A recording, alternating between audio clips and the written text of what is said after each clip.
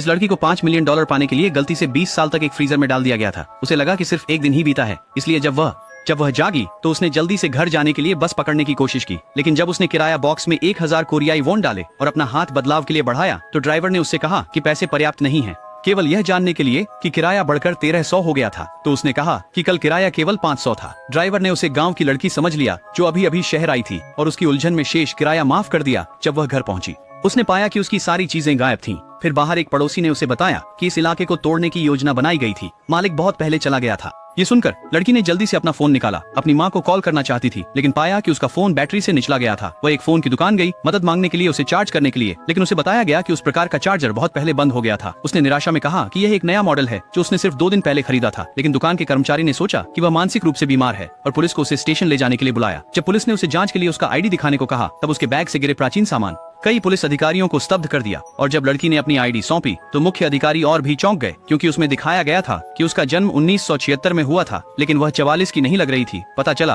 कि 20 साल पहले लड़की को ट्यूशन के लिए 30,000 की जरूरत थी।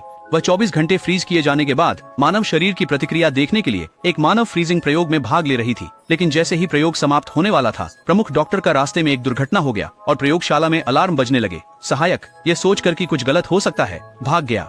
आपातकालीन सुरक्षा प्रणाली सक्रिय कर दी, जमी हुई लड़की और अन्य को भूमिगत छुपा दिया। परियोजना के निवेशक ने जिम्मेदारी से बचने के लिए सहायक से कहा कि लड़की प्रयोग से पहले चली गई थी, इससे लड़की 20 वर्षों तक गायब रही। उसके ठिकाने का कोई पता नहीं था। उन्होंने तुरंत उसकी माँ का फोन नंबर ढूंढ लिया, उसकी पंजीकरण जानकारी के माध्यम से, लेकिन जब उन्होंने कॉल किया तो किसी ने जवाब नहीं दिया। कोई विकल्प न होने पर उसने उसकी माँ के लिए एक संदेश छोड़ दिया। फिर वह उसके स्कूल गई, सभी आधुनिक इलेक्ट्रॉनिक उपकरण देखते हुए जिनका लोग उपयोग कर रहे थे। वह उनके बारे में बहुत जिज्ञासु थी। फिर दीवार पर लगा 2019 का बैनर उसके ध्यान खींच लेता है। ये देखकर लड़की तुरंत चौंक गई।